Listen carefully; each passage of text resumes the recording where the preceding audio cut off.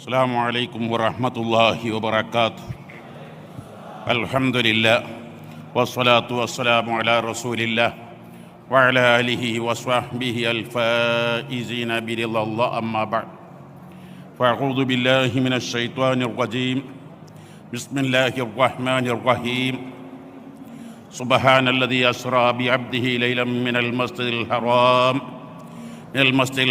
إلى المسجد الأقصى. صدق الله العلي العظيم وصدق وبلغ رسوله النبي الكريم ونحن على ذلك من الشاهدين الشاكرين والحمد لله رب العالمين. സർവാദരണീയരായ Indian Khan Mufti സുൽത്താനുൽ ഉലമ കാന്തപുരം ഉസ്താദ്, മറ്റു സാദാത്തുക്കൾ, ഉലമാക്കൾ, കർണരത്നങ്ങളായ പ്രവർത്തകർ, ഒരു പ്രഭാഷണത്തിനല്ല പ്രസക്തി. ലൈലത്തുൽ ഇസ്രാ വൽ മിഅ്റാജ്, അതിപ്രധാനമായ രാത്രി, ഒരുപക്ഷേ ഇവിടെ കൂടിയവരുടെ ജീവിതത്തിൽ ഒരിക്കലും ഇതുവരെ കിട്ടിയിട്ടില്ലാത്ത ലക്ഷക്കണക്കിന് ആളുകൾ ഒരുമിച്ച് കൂടിയ ഈ ഇസ്രാ മിഅ്റാജ് രാത്രി നമുക്ക് നന്നായി ദിക്റ് ചൊല്ലി സ്വലാത്തു ചൊല്ലി ദുആ ചെയ്തു സമാപിക്കാം. തൗഫീക്ക് നൽകണേ അല്ലാഹ്, തൗഫീക്ക് നൽകണേ അല്ലാഹ്. പുതുവത്സരപ്പിറവിയിൽ ഉള്ളാളത്തും തുടങ്ങി ഉള്ളാളത്ത് സമാപിക്കുന്ന ഈ അനുഗ്രഹീത യാത്ര, അഥവാ കേരളയാത്ര എന്നാൽ തുടങ്ങിയത് കർണാടകയിലെ ഉള്ളാളത്ത് നിന്നാണ്. 500 കൊല്ലം മുമ്പ് മദീനയിൽ നിന്ന് പായക്കപ്പലിലൂടെ മംഗലാപുരത്തെത്തിയ സാഹിബുൽ വിലായത്തി വൽ കറാമ അസ്സയ്യിദ് ഷരീഫുൽ മദനി ഖദ്ദസല്ലാഹു സിറഹുൽ അസീസ്. ആ ചരിത്രം വളരെ വലുതാണ്. ദക്ഷിണേന്ത്യയിലെ അജ്മീർ എന്നാണ് ഉള്ളാളത്തിനെ വിശേഷിപ്പിക്കപ്പെടുന്നത്. എന്നാൽ ഉള്ളാളമെന്ന് കേൾക്കുമ്പോൾ ഈ പ്രസ്ഥാനത്തിൻ്റെ മനസ്സിൽ വരുന്ന അനുഗ്രഹീത നേതൃത്വം, ഉള്ളുള്ള ആള് എന്നാണ് ഉള്ളാളെന്ന് പറഞ്ഞാൽ. ഉള്ളിൻ്റെ ഉള്ള് എന്നും അർത്ഥമുണ്ട്. മഹാനായ താജുൽ ഉലമ സയ്യിദ് അബ്ദുറഹ്മാൻ അൽ ബുഖാരി ഖദ്ദസല്ലാഹു സിറഹുൽ അസീസ് 6 പതിറ്റാണ്ട് നേതൃത്വം നൽകിയ ഉള്ളാൾ തങ്ങൾ. ആ ഉള്ളാൾ തങ്ങളുടെ നഗറിലാണ് നമ്മുടെ യാത്ര സമാപിക്കുന്നത്. ഉള്ളാളത്ത് നിന്ന് തുടങ്ങി ഉള്ളാളത്ത് സമാപിക്കുന്നു. മഹാനവരുടെ ഹഖ് ജാഹ് ബർക്കത്ത് കൊണ്ട് ഞങ്ങളുടെ മജ്ലിസിനെ ഖബൂലാക്കണേ അല്ലാഹ്. 1920 കാലഘട്ടങ്ങളിൽ മലബാറിലെ മുസ്ലിമീങ്ങൾ ബ്രിട്ടീഷുകാരോട് പടപൊരുതി മലബാർ സമരങ്ങൾ നിരവധി നടന്നു. 20,000 ആളുകൾ മുസ്ലിമീങ്ങൾ രക്തസാക്ഷികളായി എന്നാണ് യഥാർത്ഥ കണക്ക്. 20,000 സ്ത്രീകൾ വിധവകളായി, ലക്ഷക്കണക്കിന് കുട്ടികൾ അനാഥരായി. ഇതേ സമയത്ത് ഖിലാഫത്ത് പ്രസ്ഥാനത്തിൻ്റെ പ്രചാരകരായി നമ്മുടെ നാട്ടിൽ കോഴിക്കോട് ആദ്യമായി എത്തിയ ഇന്ത്യയുടെ രാഷ്ട്രപിതാവ് മഹാത്മാഗാന്ധിയും മൗലാന ഷൗക്കത്ത് അലിയും ഒരു ബുധനാഴ്ച നട്ടുച്ചയ്ക്ക് 25,000-ഓളം മലബാർ ജില്ലയിലെ മുസ്ലിമീങ്ങൾ ഒരുമിച്ചുകൂടി ഖിലാഫത്ത് പ്രസ്ഥാനത്തിൻ്റെ ഭാഗമായി ബ്രിട്ടീഷുകാരോട് പൂർണ്ണമായും ബഹിഷ്കരിക്കണം. ബ്രിട്ടീഷുകാരുടെ ഭാഷ പാടില്ല, തൊഴിൽ പാടില്ല, വിദ്യാലയങ്ങൾ പഠിക്കരുത്, ബ്രിട്ടീഷുകാരോട് 100% ബഹിഷ്കരണം. മലബാറിലെ മുഴുവൻ മുസ്ലിമീങ്ങളും അത് പൂർണ്ണമായും ഉൾക്കൊണ്ട് അവർ വിദ്യാരഹിതരായി മാറി, തൊഴിൽ രഹിതരായി മാറി, നിരന്തരം പട്ടിണികളായി മാറി. ഇതേ സമയത്ത് ഈജിപ്തിൽ നിന്ന് ഉൾക്കൊണ്ട രൂപം കൊണ്ടൊരു പ്രസ്ഥാനത്തിൻ്റെ പ്രചാരകർ കേരളത്തിൽ ഐക്യസംഘമെന്ന് വന്ന് ജനങ്ങളെ തെറ്റിദ്ധരിപ്പിച്ചു. ആ രംഗം സങ്കല്പിക്കാൻ പോലും കഴിയുകയില്ല. ഈ സമയത്താണ് അന്ന് ജീവിച്ചിരുന്ന ആദരണീയരായ അൽ ആരിഫ് ബില്ലാഹ് വലിയുല്ലാഹി വരക്കൽ മുല്ലക്കോയ തങ്ങൾ ഖദ്ദസല്ലാഹു സിറഹുൽ അസീസ്, കേരളത്തിലുടനീളമുള്ള പണ്ഡിത മഹത്തുക്കൾ, അബു സഅദാത്ത് ശിഹാബുദ്ദീൻ അഹമ്മദ് കോയ ഷാലിയാത്തി റളിയല്ലാഹു അൻഹു, പാങ്ങിൽ അഹമ്മദ് കുട്ടി മുസ്ലിയാർ ഖദ്ദസല്ലാഹു സിറഹുൽ അസീസ്, പാനായിക്കുളം അബ്ദുറഹ്മാൻ മുസ്ലിയാർ തുടങ്ങിയ ഖദ്ദസല്ലാഹു അസ്റാറുഹും സമസ്ത കേരള ജമിയത്തുൽ ഉലമ എന്ന മഹത്തായ പ്രസ്ഥാനം രൂപം കൊണ്ടത് കേരളത്തിൽ നഷ്ടപ്പെട്ടു പോയ, മലബാറിന് നഷ്ടപ്പെട്ടു പോയ ഐക്യം വീണ്ടെടുക്കാൻ, ആ വിധവകളെയും അനാഥകളെയും സംരക്ഷിക്കാൻ, ആ പാവപ്പെട്ട കുടുംബത്തിന് താങ്ങും തണലും നൽകാൻ, വിദ്യാഭ്യാസങ്ങൾ നൽകാൻ, വിദ്യാഭ്യാസ സ്ഥാപനങ്ങൾ പടുത്തുയർത്താൻ, മുസ്ലിമീങ്ങൾക്ക് ഈ രാജ്യത്തിന് പൗരന്മാർക്ക് ദിശാബോധം നൽകാൻ, ഇതെല്ലാം അന്ന് സമസ്ത കേരള ജമിയത്തുൽ ഉലമ ഭരണഘടന പരിശോധിച്ചാൽ കാണാവുന്നതാണ്. സമസ്ത കേരള ജമിയത്തുൽ ഉലമയുടെ ഭരണഘടന ഏതെങ്കിലും ഒരു വിഭാഗം ആളുകൾക്ക് വേണ്ടിയല്ല, നമ്മുടെ നാടിൻ്റെ നന്മയ്ക്ക് വേണ്ടി, നമ്മുടെ നാടിൻ്റെ വിജയത്തിന് വേണ്ടി.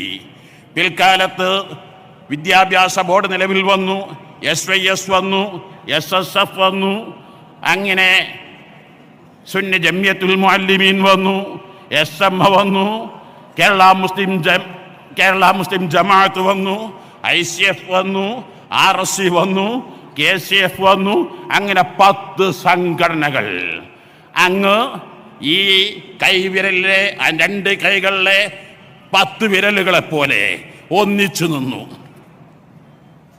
10 വര 10 ഇടങ്ങളിലായി 10 രൂപത്തിലിട്ടാൽ നിങ്ങൾ എന്നെ വിളിക്കുക ആ ബോർഡ് വൃത്തികേടാക്കി എന്നായിരിക്കും. എന്നാൽ അതേ ബോർഡ്, അതേ ചോക്ക്, അതേ വിനീതൻ 10 വരകൾ ഒന്നായി ഇട്ടാൽ ഒറ്റ 10, 100, 1000, 10000, 1 ലക്ഷം, 10 ലക്ഷം, 1 കോടി, 10 കോടി, 100 കോടി, 1 ബില്യൺ. അതാണ് ഈ മഹത്തായ പ്രസ്ഥാനം. നമുക്ക് ശക്തമായ ഒരു നേതൃത്വമുണ്ട്. ഈ പ്രസ്ഥാനത്ത് നമുക്ക് ലീഡർഷിപ്പ്, ഞാനും നിങ്ങളും ദിനം പ്രതി കഴിക്കുന്ന ഒരു സ്പൂൺ തേൻ, ഈ ഒരു സ്പൂൺ തേനിന് ചുരുങ്ങിയത് 25,000 പുഷ്പങ്ങൾ ഊറ്റിയെടുത്തതാണ്. 8 തേനീച്ചകൾ ചേർന്നുകൊണ്ടാണ്, 1200 കിലോമീറ്റർ സഞ്ചരിച്ചുകൊണ്ടാണ്. ഓരോ തേനീച്ചകൾക്കും 5 വീതം കണ്ണുകളുണ്ട്. അതാണ് സൂറത്തുൻ നഹ്ൽ. അതിനു റാണിയുണ്ട്. എന്നാൽ ഈ പ്രസ്ഥാനത്തിൻ്റെ ആദരണീയ നേതൃത്വം മഹാനായ ശൈഖുന സുൽത്താനുലമ കാന്തപുരം ഉസ്താദ് ഹഫിളഹുല്ലാഹ്, അങ്ങനെയുള്ളൊരു നേതൃത്വം ഇന്ന് സമസ്തയോളം പ്രായമുള്ള 94 കഴിയുന്ന ഒരു പണ്ഡിത നേതൃത്വം സമസ്തയിലെന്നല്ല ലോകത്ത് തന്നെ ഇത്രമാത്രം പണ്ഡിതന്മാരെ വാർത്തെടുത്ത ഒരു പണ്ഡിതനെ കാണാൻ കഴിയില്ല. ആ സമസ്തകളുടെ ജമിയത്തുൽ ഉലമായിൽ ഇത്രമാത്രം 52 വർഷത്തോളം സെക്രട്ടറി സ്ഥാനത്ത് നിന്ന മറ്റൊരു പണ്ഡിതനും ഇന്ന് ലോകത്ത് ജീവിച്ചിരിപ്പില്ല. ആ പണ്ഡിതൻ ഒരു കാര്യം പറഞ്ഞാൽ ഇവിടെ ആരും 2 അഭിപ്രായം മറിച്ചു പറയുകയില്ല. ആ പണ്ഡിതന്റെ അഭിപ്രായം മഹാനായ ശൈഖുനാ സുൽത്താൻ കാന്തപുരം ഉസ്താദിന്റെ ഓരോ വാക്കുകളും ഞങ്ങൾക്ക് അന്തിമമാണ്, ഞങ്ങൾക്ക് അവസാന വാക്കാണ്. ഈ യാത്ര തുടങ്ങിയത് മഹാനായ ശൈഖുനാ സുൽത്താൻ കാന്തപുരം ഉസ്താദിന്റെ നേതൃത്വത്തിലുള്ള പ്രസ്ഥാനമാണ്. പക്ഷേ തിരുവനന്തപുരത്ത് സമാപിക്കുമ്പോഴും സമാപിക്കുമ്പോൾ കേരളീയ പൊതുമണ്ഡലത്തിൽ ആയത്തിൽ ഇടപെട്ട ഒരു ജനകീയ പ്രസ്ഥാനമായി ഈ യാത്ര മാറി എന്നതാണ് ഏറ്റവും വലിയ വിജയം. ഈ യാത്ര മനുഷ്യർക്കൊപ്പമെന്നത് കേവലം ഒരു അലങ്കാരിക പദമല്ല, ആളുകളെ വിളിച്ചുകൂട്ടാൻ പബ്ലിസിറ്റിക്കല്ല. പലപ്പോഴും റിയാലിറ്റി ഉണ്ടാവാറില്ല. ഉണ്ടെങ്കിൽ 80-20, 20 റിയാലിറ്റിയും 80 പബ്ലിസിറ്റിയുമായിരിക്കും. ഇവിടെ 100-ൽ 100ഉം പബ്ലിസിറ്റി ഇല്ലാതെ 100-ൽ 100ഉം റിയാലിറ്റി മാത്രമാണ് ഈ പ്രസ്ഥാനത്തിന്. അത് മംഗലാപുരത്ത് നിന്ന് തുടങ്ങി ഇതുവരെയും ഇന്നത്തെ സ്റ്റേജ് അതിന് നേർസാക്ഷ്യമല്ലേ. ഇത്രയും രാഷ്ട്രീയ കക്ഷികൾ ഒരേ സ്റ്റേജിൽ നിലനിന്നത് നിങ്ങൾ കണ്ടിട്ടുണ്ടോ? ഞങ്ങൾ ഓരോ അതിർത്തിയിൽ വരുമ്പോഴും സ്വാമിജിമാരും ഞങ്ങൾക്ക് ഫാദിരിമാരും ഞങ്ങൾക്ക് വ്യത്യസ്ത പ്രതിപക്ഷം ഭരണപക്ഷം രണ്ടുപേരിൽ നിൽക്കുന്നവർ ഞങ്ങളുടെ മുമ്പിൽ ഒന്നായി കൊടികൾ ഒന്നിച്ച് പിടിക്കുകയാണ്. ഇങ്ങനെയുള്ളൊരു യാത്ര മനസ്സിൽ നിന്ന് മനസ്സിലേക്കുള്ള യാത്രകളാണ്. ഈ യാത്രകൾ ഞങ്ങൾ പൂമാലകൾ സ്വീകരിക്കാനല്ല, ഞങ്ങൾ നോട്ടുമാലകൾ സ്വീകരിക്കാനല്ല, ഞങ്ങൾ തെരഞ്ഞെടുപ്പിന്റെ പ്രചരണത്തിന് വേണ്ടി ഇറങ്ങിയതല്ല, ഞങ്ങൾ വോട്ട് പിടിക്കാനല്ല.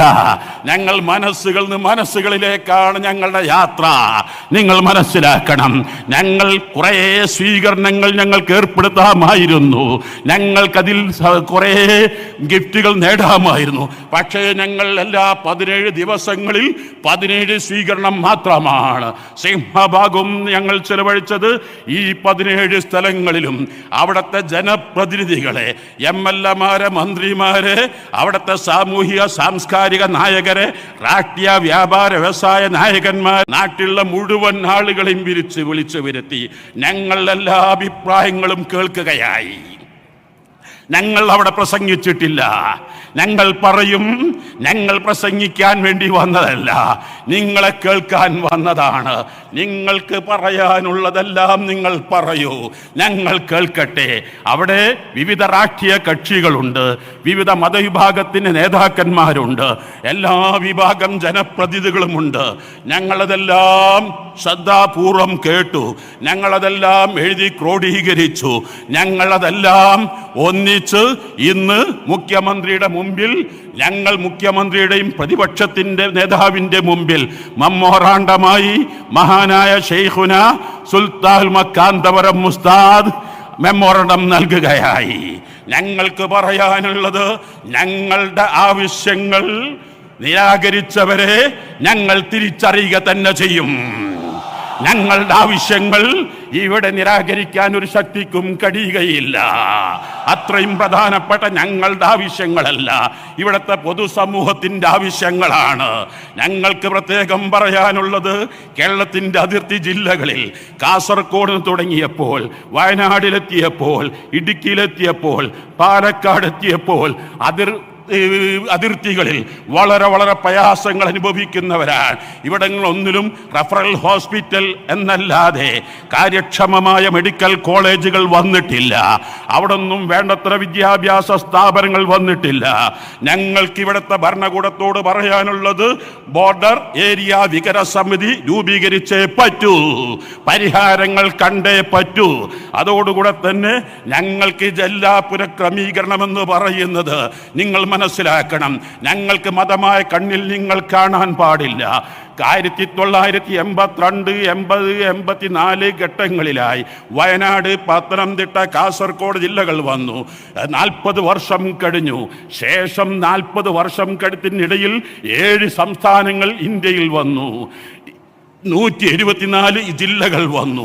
ഇവിടെ എല്ലാ വിഭാഗം ആളുകൾക്കും, ഒരു വിഭാഗത്തിനല്ല, എല്ലാ വിഭാഗം ആളുകൾക്കും വികസനം ലഭിക്കണം, ആരോഗ്യം ലഭിക്കണം, എല്ലാവർക്കും കിട്ടേണ്ട ആനുകൂല്യങ്ങൾ നൽകിയേ പറ്റൂ എന്ന് ഞങ്ങൾ ഭരണകൂടത്തോട് ഞങ്ങൾ ആവശ്യപ്പെടുകയാണ്. ഒന്നുകൂടി ഞങ്ങൾക്ക് പറയാനുള്ളത്, സമീപ ഭാവിയിൽ ഞങ്ങളുടെ നാട് അനുഭവിക്കാനിരിക്കുന്നത് ആരോഗ്യ മേഖലയിലും വിദ്യാഭ്യാസ മേഖലയിലുമായിരിക്കും. അടുത്ത ബജറ്റിൽ അതിന് ഒരു പരിഹാര മാർഗം ആരോഗ്യ മേഖലയിലും അതുപോലെ വിദ്യാഭ്യാസ മേഖലയിലും പൂർണ്ണമായ വികസനങ്ങൾ ഉൾക്കൊണ്ടുകൊണ്ട് ഒരു നല്ല നയരേഖ അടുത്ത ബജറ്റിൽ ഉൾപ്പെടുത്തണമെന്ന് ഈ മഹത്തായ സമ്മേളനം ഞങ്ങൾ ആവശ്യപ്പെടുകയാണ്. മറ്റൊന്ന് ഞങ്ങൾക്ക് പറയാനുള്ളത്, ഇന്ത്യയുടെ ബ്രെയിനുകളാകുന്ന അതീവ ബുദ്ധിമാന്മാരും അതീവ ഓർമ്മശക്തിയുള്ളവരും കോടിക്കണക്കിന് ജനത ഇവിടെയുണ്ട്. പക്ഷേ ഈ കുറഞ്ഞ കാലയളവിൽ ഇന്ത്യൻ്റെ ധാരാളം കണക്കുകളെല്ലാം മുമ്പ് നിരത്തിയതാണ്. ലക്ഷക്കണക്കിന് വിദ്യാർത്ഥികളാണ് ഇന്ത്യയിൽ നിന്ന് പുറത്തേക്ക് പോകുന്നത്. കാരണം ഇവിടെ സൗകര്യങ്ങളില്ലാത്തത് കൊണ്ടാണ്. ആയതുകൊണ്ട് തന്നെ ഉന്നത വിദ്യാഭ്യാസ മേഖലയിൽ പാശ്ചാത്യൻ രാജ്യങ്ങളോട് കിടപിടിക്കുന്ന സിലബസുകളും പരീക്ഷകളും അന്താരാഷ്ട്ര സ്ഥാപനങ്ങൾക്ക് തുല്യമായ സ്ഥാപനങ്ങൾ കേരളത്തിൽ കൊണ്ടുവരണം, ഇന്ത്യയിൽ വരണം. ഒരാൾ പോലും ഇന്ത്യയിൽ നിന്ന് പുറത്തു പോകാതെ, ഇന്ത്യയുടെ ബ്രെയിൻ ചോർന്നു പോകാതെ, പുറം ലോകത്ത് നിന്ന് ഇന്ത്യയിലേക്ക് ലക്ഷക്കണക്കിന് ആളുകൾ വന്നേ പറ്റൂ. ഇന്ന് ഈ ഒരാൾ വരുന്നുവെങ്കിൽ 25 ആള് ഇവിടെ നിന്ന് പോകുന്നു എന്നതാണ്. മറ്റൊരാവശ്യം ഞങ്ങൾക്ക് പറയാനുള്ളത്, സ്വകാര്യ ആസ്പത്രികളുടെ ചികിത്സാ ഫീസ് അനിയന്ത്രിതമായി കൂടി വരികയാണ്. സർക്കാർ ഹോസ്പിറ്റലുകളാവട്ടെ വേണ്ടത്ര ചികിത്സയും കിട്ടുന്നില്ല. 148 കോടി ജനങ്ങളുള്ള ഇന്ത്യയിൽ, 3.5 കോടി ജനങ്ങളുള്ള കേരളത്തിൽ ഒരാളും ചികിത്സ കിട്ടാതെ മരിക്കരുത്. അർഹമായ ചികിത്സ കിട്ടണം. പ്രൈവറ്റ് ഹോസ്പിറ്റലുകളുടെ ചികിത്സാ ഫീസ് ഏകീകരിക്കണം. അത് സാധു ജനങ്ങൾക്ക് ഉൾക്കൊള്ളാൻ പറ്റാവുന്ന രൂപത്തിലാവണം. അവസാനമായി പറയാൻ ആഗ്രഹിക്കുന്നത്, ഈ നാടിൻ്റെ വൈവിധ്യത്തെയും ആവശ്യങ്ങളെയും ഉൾക്കൊള്ളുന്ന തരത്തിൽ വ്യത്യസ്ത മേഖലകളിലും പ്രദേശങ്ങളിലും സമൂഹങ്ങളുമുള്ള വിദഗ്ധരെ ഉൾക്കൊള്ളുന്ന തരത്തിൽ ഒരു പ്ലാനിംഗ് ബോർഡ് വിപുലീകരിച്ച് അത് ക്രിയാത്മകമായി പ്രവർത്തിക്കണം. എയ്ഡഡ് മേഖലയിലെ നിയമനങ്ങൾ പൂർണ്ണമായും PSCക്ക് വിടണം. അതുവഴി സർക്കാർ തൊഴിൽ മേഖലയിൽ വലിയൊരു സാമൂഹ്യ നീതി നടപ്പിലാക്കും. അവസാനമായി മനുഷ്യർക്കൊപ്പമെന്ന പ്രമേയം ഒരു സംഘടനയുടെയോ സമുദായത്തിൻ്റെയോ മുദ്രാവാക്യമായി ആർക്കും തോന്നിയിട്ടില്ല. മറിച്ച് അത് പൊതുസമൂഹത്തിൻ്റെത് മാത്രമാണ്. പൊതുസമൂഹത്തിന് എല്ലാവർക്കും ഉള്ളതാണ്. എല്ലാവരും ഉൾക്കൊള്ളണം. ഞങ്ങൾ ആലോചിക്കുന്നത്, ഈ കേരള യാത്ര ഇത്ര വിപുലമാണെങ്കിൽ ഞങ്ങൾ ഇവിടെ ഒരു ജനക്കൂട്ടം ഞങ്ങൾ ആഗ്രഹിച്ചിട്ടില്ല. ഞങ്ങളുടെ തീരുമാനം 6000-ൽ പരം വരുന്ന CG അംഗങ്ങളുടെ പരേഡായിരുന്നു. പക്ഷേ ഞങ്ങളെ ജനങ്ങൾ വലുതാക്കി, ഞങ്ങളെ ജനങ്ങൾ ഒഴുകിയെത്തി. എന്നാൽ ഞങ്ങളുടെ സമസ്ത സെന്റിനറി ഇൻഷാ അല്ലാഹ് 2026-ൽ നടക്കുക തന്നെ ചെയ്യും. അതിന് തുല്യമായൊരു സമ്മേളനം അതിൻ്റെ മുമ്പോ ശേഷമോ കേരളമോ ഇന്ത്യയോ കാണാൻ കഴിയില്ല. അങ്ങനെയുള്ളൊരു സമ്മേളനം ഇൻഷാ അല്ലാഹ് ഇന്ന് തൊട്ട് എൻ്റെ കഷ്ണങ്ങളായ പ്രവർത്തകർക്ക്, സമസ്ത സെന്റിനറിക്ക് വേണ്ടി സർവാത്മന ശരീരം കൊണ്ടും മനസ്സുകൊണ്ടും നാക്കുകൊണ്ടും എല്ലാ നിലയിലും ഇനി ആ സമസ്ത സെന്റിനറി സമ്മേളനമായിരിക്കണം നമ്മുടെ ലക്ഷ്യം. അവസാനമായി ഒരൊറ്റ കാര്യം ഉണർത്തട്ടെ, ഇസ്രാ മിഅ്റാജ് രാവാണ്. നമുക്ക് നിസ്കാരം ഫർളാക്കിയ രാത്രിയാണ്. നിസ്കാരത്തിൻ്റെ വാർഷികം ആഘോഷിക്കുന്ന ദിവസമാണ്. ഇന്ന് തൊട്ടെൻ്റെ കഷ്ണങ്ങളായ യുവാക്കൾ, ഈ ശബ്ദം സോഷ്യൽ മീഡിയയും മറ്റും കേൾക്കുന്ന യുവതി യുവാക്കൾ, നിസ്കാരം ഒന്നും ഖളാക്കുകയില്ല എന്ന് പ്രതിജ്ഞ ചെയ്യുക. മാതൃവന്ദനം, പിതൃവന്ദനം, ഗുരുവന്ദനം. മാതാപിതാക്കളെ, ഗുരുനാഥന്മാരെ വേദനിപ്പിക്കരുത്, ശാപമേറ്റ് വാങ്ങരുത്. ഒരു കാരണവശാലും സമൂഹത്തിലുള്ള ഭിന്നശേഷിക്കാരെയോ അല്ലെങ്കിൽ രോഗികളെയോ അവഗണിക്കരുത്. എല്ലാവരും ചേർത്ത് പിടിക്കണം. ഓരോ ദിവസങ്ങളിലും ഓരോ വിഭാഗത്തെയും പറഞ്ഞു. ഇനി 100 വിഷയങ്ങൾ പറഞ്ഞാലും തീരാത്ത അത്രയും വിശാലമായ വിഷയമാണ് മനുഷ്യർക്കൊപ്പം എന്നത്. ഇവിടെ നിന്നങ്ങ് പിരിഞ്ഞാൽ ഇത് കേവലം ഒരു സമ്മേളനമല്ല. ഈ സമ്മേളനത്തിന്റെ വിജയത്തിന്റെ രഹസ്യം SYS, SSF, SMA, Sunni Jamiyyathul Muallimeen, അതിന് നേതൃത്വം നൽകുന്ന കേരള മുസ്ലിം ജമാഅത്ത്, എല്ലാറ്റിനും നേതൃത്വം നൽകുന്ന പരമോന്നത സമസ്ത കേരള ജമിയത്തുൽ ഉലമ, പ്രവാസി ഘടകങ്ങളാകുന്ന ICF ഞങ്ങൾക്ക് വിസ്മരിക്കാൻ കഴിയില്ല. ഇതേ സമയത്ത് 5 ലക്ഷം ആളുകളിലേക്ക് അയ്യുഹന്നാസ്, അവർ നേരിട്ട് സോഷ്യൽ മീഡിയകളിലൂടെയല്ല, ഓൺലൈനായിട്ടല്ല, നേരിട്ട് ഈ സന്ദേശം എത്തിക്കുന്നു. ഞങ്ങളുടെ പ്രസ്ഥാനത്തിന്റെ സാമ്പത്തിക സഹായങ്ങളിൽ മുഖ്യ പങ്കും ICF-ൻ്റെതാണ്. ICF ഇവിടെ മുഖ്യമന്ത്രി COVID-19 സമയത്ത് വളരെ പ്രയാസം പറഞ്ഞ് ഓക്സിജൻ പ്ലാന്റ് വേണമെന്ന് പറഞ്ഞപ്പോൾ 3 കോടി രൂപ ഒരു ദിവസം കൊണ്ടാണ് അവർ സ്വരൂപിച്ചത്. ഈ ICF ഇങ്ങനെ രംഗങ്ങൾ ഞങ്ങൾക്ക് മറക്കാൻ കഴിയും. അതുപോലെ തന്നെ ഇന്ന് ഉദ്ഘാടനം ചെയ്യുന്ന റിഫായി കെയർ, ഓട്ടിസം ബാധിച്ചവർക്ക്, ശാരീരിക മാനസിക വൈകല്യങ്ങളുള്ളവർക്ക് വർഷം പ്രതി 3 കോടി രൂപയാണ് നടക്കുന്നത്. ഈ ICFനെ ഞങ്ങൾ പ്രത്യേകം സ്മരിക്കുന്നു. അവർക്ക് ഞങ്ങൾ പ്രത്യേകം നന്ദി രേഖപ്പെടുത്തുകയാണ്. ഇന്ന് ഇസ്രാ മിഹ്റാജിന്റെ രാവിൽ അവസാനം ഞങ്ങൾക്കെല്ലാവരും ഒത്തുചേർന്നുകൊണ്ട് ഈ കൂട്ടായ്മ നമ്മുടെ ഓരോ വീടുകളിലും കൂട്ടായ്മ ഉണ്ടാവണം. കാര്യങ്ങൾ പരസ്പരം ചർച്ച ചെയ്യണം. ഒരു നേതൃത്വം ഉണ്ടാവണം. ആ നേതൃത്വം പറയുന്നത് പൂർണ്ണമായും കേൾക്കണം. അഷ്റഫുൽ ഖൽഖ് സ്വല്ലല്ലാഹു അലൈഹി വസല്ലം തങ്ങൾ വഫാത്താകുന്നതിൻ്റെ മുമ്പ് ഒരു പ്രഭാഷണം നടത്തി. പ്രഭാഷണം കേട്ട് സ്വഹാബത്തിന്റെ മനസ്സിൽ നിന്ന് ധാരധാരയായി കണ്ണിൽ നിന്ന് ഒഴുകുകയായി. സ്വഹാബത്ത് ഉള്ളു തുറന്നു പറഞ്ഞു, യാ റസൂലല്ലാഹ് കന്ന ഹാദിഹി മൗഇദതു മുഅദ്ദിൻ യാ റസൂലല്ലാഹ്. വരികൾക്കിടയിൽ ഞങ്ങൾ ചിലതെല്ലാം വായിച്ചിരിക്കുന്നു. അങ്ങ് ഞങ്ങളുടെ കൂടെ കൂടുതൽ കാലം ജീവിക്കുകയില്ല. അങ്ങ് വിടവാങ്ങുന്ന സ്വഭാവം ഈ പ്രഭാഷണത്തിലുണ്ട്. ഫൗസിന, അങ്ങയുടെ ശേഷം ഞങ്ങൾക്കാരാൾ, ഞങ്ങളുടെ അവസ്ഥ എന്തായിരിക്കും? പ്രവാചകൻ പുണ്യവസഫുൽ ഖൽഖ് സ്വല്ലല്ലാഹു അലൈഹി വസല്ലം വിളിച്ചു പറയുമ്പോൾ നിങ്ങൾ ആലോചിക്കൂ. അവിടുന്ന് നൽകുന്ന വസിയത്ത്, അതാണ് നിങ്ങൾക്ക് നൽകാനുള്ള വസിയത്ത്. അതാണ് ഈ പ്രസ്ഥാനത്തിന്റെ നേതൃത്വം.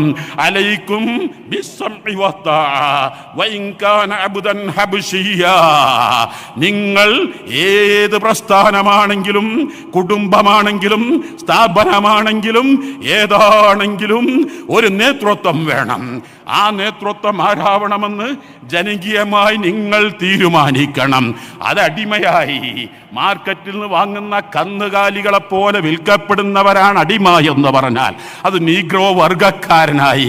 പക്ഷേ നേതൃത്വം ഒരാളിൽ ഏൽപ്പിച്ചാൽ അലൈക്കും ബിസ്സംഇ വത്താഅ. നിങ്ങൾ നേതൃത്വത്തെ ധിക്കരിക്കരുത്. നിങ്ങൾ നേതൃത്വത്തിന്റെ വാക്കുകൾ അവഗണിക്കരുത്. നിങ്ങളത് കേൾക്കുക, നിങ്ങൾ ഉൾക്കൊള്ളുക. ഇവിടെ നിന്ന് പോകുമ്പോൾ ഓരോ കുടുംബത്തിനും ഓരോ നേതൃത്വം ഉണ്ടാവട്ടെ. ആ കുടുംബത്തിന് നേതൃത്വം പറയുന്നത് അതാണ് ചാരുകസാല. പണ്ട് കാലങ്ങൾ ഒന്നേ ഉണ്ടാവൂ. ആ ചാരുകസാലയിൽ നിന്ന് എടുക്കുന്ന തീരുമാനം കുടുംബത്തിന് മൊത്തം ബാധകമാണ്. തറവാടിനൊരു നേതൃത്വം ഉണ്ടാകും. പല തറവാടുകൾ കൂടുമ്പോൾ മഹല്ലത്തിന് ഒരു നേതൃത്വം, അതാണ് ഖാളി. പല ഖാളിമാർ ഒരുമിച്ച് കൂടുമ്പോൾ ഖാളിൽ ഖുലാത്ത്. ഇന്ന് ഇന്ത്യയിലെ കർണാടക, കേരള, പല സ്റ്റേറ്റുകൾ ഖാളിയായ സുൽത്താൻ കാന്തപുരം ഉസ്താദിന് പകരം വെക്കാൻ പറ്റാവുന്ന ഒരു നേതൃത്വം ഇല്ല. നിങ്ങൾ ആലോചിക്കണം. ഈ പ്രസ്ഥാനത്തിന് വേണ്ടി മാത്രമല്ല, കാന്തപുരം ഉസ്താദിന്റെ ആനുകൂല്യങ്ങൾ ഉൾക്കൊള്ളാത്തവർ, സ്വീകരിക്കാത്തവർ ആരായിരിക്കും ഇവിടെ ഉണ്ടാകുക? ലക്ഷക്കണക്കിന് അനാഥകളെ സനാഥരാക്കിയില്ലേ? 850ഓളം ആയിരക്കണക്കിന് പെൺകുട്ടികൾക്ക് വിവാഹം കഴിച്ച് അവരെ ദാമ്പത്യ ജീവിതം നൽകിയില്ലേ? അങ്ങനെ ചെയ്ത സേവനങ്ങൾ ഒന്നൊന്നായി പറയാൻ കഴിയില്ലല്ലോ. ആ സുൽത്താൻ എന്ന കാന്തപുരം ഉസ്താദ് ആ നേതൃത്വത്തിൽ ഒറ്റക്കെട്ടായി പ്രവർത്തിക്കണം. ആ നേതൃത്വത്തിന് ഞങ്ങൾക്ക് ദീർഘായുസ് നൽകി ഞങ്ങൾക്ക് ആ തണൽ ജീവിക്കാൻ തൗഫീക്ക് നൽകണേ അല്ലാഹ്. 92 ബാബരി മസ്ജിദ് പൊളിച്ചപ്പോ ചില ആധികാരിക കേന്ദ്രങ്ങളിൽ നിന്ന് റിപ്പബ്ലിക് ബഹിഷ്കരിക്കണമെന്ന് ആഹ്വാനം വന്നപ്പോൾ ഒരേ ഒരു നേതൃത്വം മാത്രമാണ് റിപ്പബ്ലിക് ബഹിഷ്കരിക്കാൻ പാടില്ല എന്ന് പറഞ്ഞത്. ഒരേ ഒരു നേതൃത്വമാണ്. അതാണ് മഹാനായ ശൈഖുനാ സുൽത്താനുൽ ഉലമ കാന്തപുരം ഉസ്താദ്. നിങ്ങൾ മറന്നു പോകരുത്. നിങ്ങൾ ആലോചിക്കണം, ഇന്ത്യ പാകിസ്ഥാൻ കാർഗിൽ നുഴഞ്ഞുകയറ്റം സംഭവിച്ചപ്പോൾ മഹാനായ ശൈഖുനാ സുൽത്താൻ കാന്തപുരം ഉസ്താദ് പറഞ്ഞു, ഈ സമയത്ത് ഞങ്ങൾ ഇന്ത്യൻ പട്ടാളത്തിന്റെ കൂടെ ഞങ്ങൾ നിൽക്കുമെന്ന് പറഞ്ഞ തുല്യതയില്ലാത്തൊരു നേതൃത്വമാണ്. ഇവിടെയാണ് സുൽത്താൻ ഉലമ കാന്തപുരം ഉസ്താദ്. ആയതുകൊണ്ട് ഈ കൂട്ടായ്മ, ഒത്തൊരുമ പൂർണ്ണമായും നടപ്പിൽ വരുത്തുക. മാതൃവന്ദനം, ഗുരുവന്ദനം, പിതൃവന്ദനം. കൂട്ടുകുടുംബത്തോട് അവസാനമായി ഉസ്താദ് ഉപദേശിച്ച ഉപദേശമറിയില്ലേ? അയൽവക്കത്തുള്ളവർ, അത് 40 വീടാണ് അയൽവക്കമെന്ന് പറയുന്നത്. മഹാനായ ഖാത്തിമത്തുൽ മുഹഖ്ഖിഖീൻ അല്ലാമ ഇബ്നു ഹജറുൽ ഹൈതമി റളിയല്ലാഹു അൻഹു തുഹ്ഫയിൽ വിശദീകരിച്ചതാണ്.